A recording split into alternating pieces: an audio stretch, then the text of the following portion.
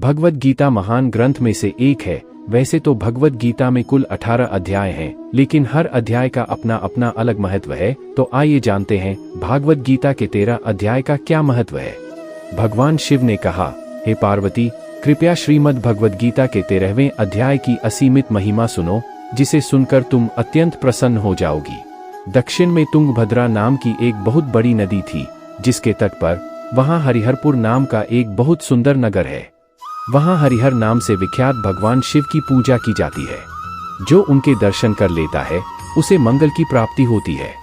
हरिहरपुर में हरिदीक्षित नाम का एक ब्राह्मण रहता था, जो बहुत विद्वान था और सरल संयमित जीवन जीता था। उनकी पत्नी को लोग दुराकारा कहते थे। इसका कारण उसकी निम्न स्तरीय गतिविधियां थीं। वह हमेशा अपने पति से अभद्र भाषा में बात करती थी और वह कभी भी उसके साथ नहीं सोई थी। वह हमेशा अपने पति के दोस्तों के प्रति असभ्य व्यवहार करती थी और अपनी कामुक इच्छाओं को पूरा करने के लिए वह अन्य पुरुषों के साथ संगति करती थी। वह तरह तरह के नशीले पदार्थ लेने की भी आदी थी। यह देखते हुए कि शहर अधिक से अधिक आबादी वाला होता जा रहा था, उसने जंगल में एक छोटी सी संरचना का निर्माण किया जहां वह अपने प्रेमियों से मिल सकती थी। एक रात उसे अत्यधिक वासना का अनुभव हो रहा था और उसे अपनी वासना को संतुष्ट करने के लिए कोई प्रेमी नहीं मिला। वह जंगल में अपने मिलन स्थल की ओर निकली, यह देखने के लिए कि उसका कोई प्रेमी वहां है या नहीं। उस स्थान पर किसी को न पाकर वह कामवासना से जलती हुई अपनी कामवासना की पूर्ति के लिए किसी को पाने की आशा में जंगल में भटकने लगी। कुछ देर तक इधर उधर भटकने के बाद जब उसने देखा कि उसकी कामवासना पूरी न कर पाने के कारण उसके शरीर, इंद्रियां और मन बहुत दुख रहे हैं, तो वह हतप्रभ हो गई और बैठकर रोने लगी। विज्ञापन। उसके रोने की आवाज सुनकर एक भूखा बाघ जो सो रहा था जाग गया और तेजी से उस स्थान पर पहुंच गया। बाघ को आने की आवाज सुनकर वह कामातुर स्त्री उठी और मन ही मन सोचने लगी कि अवश्य ही कोई आ रहा है जो उसकी आवश्यकताओं को पूरा करेगा। उसने अचानक देखा कि उसके सामने एक बाघ आ रहा है। वह अपने नुकीले पंजों से उसे फाड़ डालने वाला था।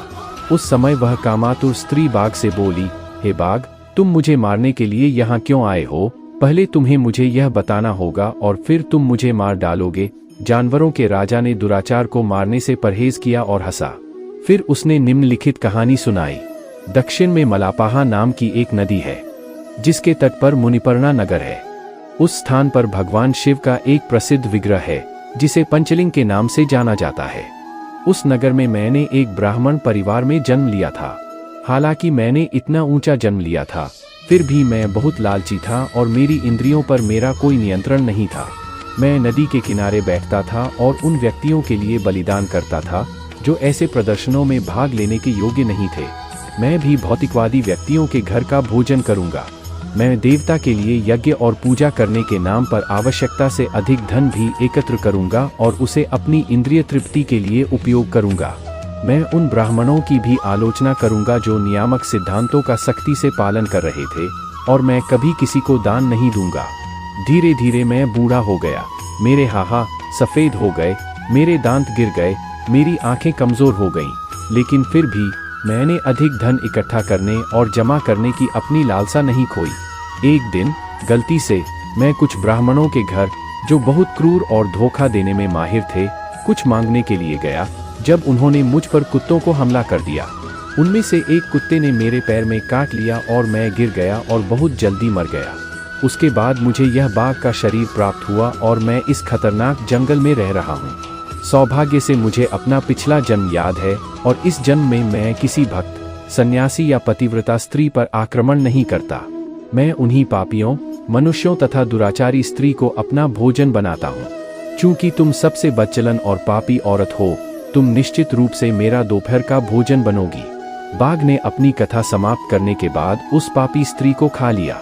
इसके बाद यमदूतों ने उसे दुविधा नामक नरक में फेंक दिया, जो मल, मूत्र और रक्त से भरी झील है, और उसे 10 लाख कल्पों तक उस गंदी जगह पर रहना पड़ा।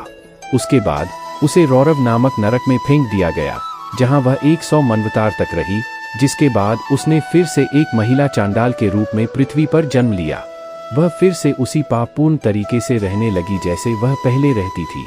उसके पाप कर्मों के कारण उसे कुष्ठ रोग और तपेदिक भी हो गया। संयोग और सौभाग्य से वह एक बार हरिहरपुर के पवित्र स्थान और जम्बक देवी, पार्वती के मंदिर के पास गई। उसने महान संत वासुदेव को देखा जो हमेशा श्रीमद् भगवद गीता के 13वें अध्याय का पाठ करते थे। उसने उसके मुख से वह पाठ सुना और आकर्षित होकर उसे बार बार सुना और उस श्रवण से वह चांडाल के उस शरीर को त्यागने में सक्षम हो गई और अपने पिछले पाप कर्मों के परिणामों से पूरी तरह मुक्त हो गई। उन्हें भगवान विष्णु के समान चतुर्भुज रूप प्राप्त हुआ और उन्हें वैकुंठ ले जाया गया। हम आशा करते हैं कि आपको हमारी यह वीडियो पसंद आई होगी और भी ऐसी आगे वीडियो देखने के लिए हमारे चैनल को लाइक करें, सब्सक्राइब करें और हमारे साथ जुड़े रहिए। धन्यवाद।